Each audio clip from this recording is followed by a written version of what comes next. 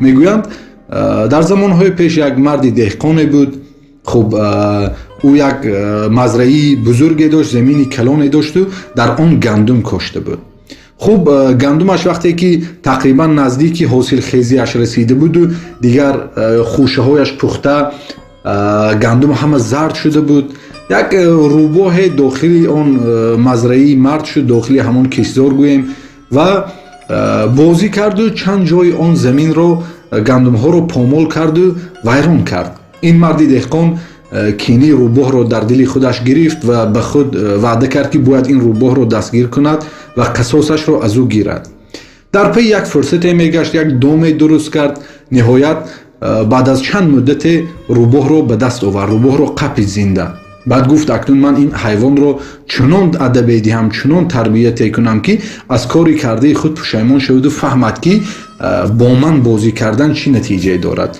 او گرفت روباه رو، در دم روباه یک ریسمان و یک لطه که از شاید او بنزین بود چی بود، او رو در همون تر کرد و در دم روباه بست و آن رو آتش زد. خواست روباه رو با این کار ادب کند و او رو فهماند که چیکار کرده است.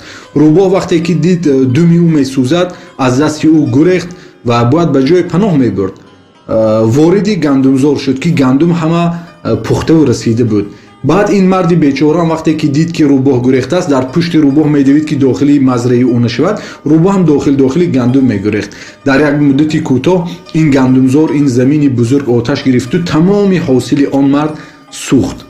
خب با این قصه مثلا گفتنیم که دوستان، گاهی انتقام خوب نیست، عموما انتقام خوب نیست و کینه در دل گرفتن خوبی ندارد، چون شاید آتش آن خشم، آتش آن کینه، آتش آن انتقام بیاید و خود ما رو سوزد، ضرری بیشتر به خود ما وارد کند تا اینکه به آن طرفی مقابلمان. برای همین بهترین راه چی است؟ بخشندگی است. اگر این مرد میبخشید، اون یک پارچه میده رو، شاید یک پاره میده مزرعه او رو ویران کرده بود، اگر او این رو میبخشید و در پی انتقام نمیشد، حاصل اون ساله رو تماما از دست نمیداد. اما در پی یک انتقام با همین یک کاری خطایی کردهش تمامی حاصل اون ساله را از دست داد. خب امیدوارم این قصه مورد پسند و برای در زندگی استفاده بردن و این دل را از کینه و انتقام پاک کردن برای ما کمکی کرده باشد.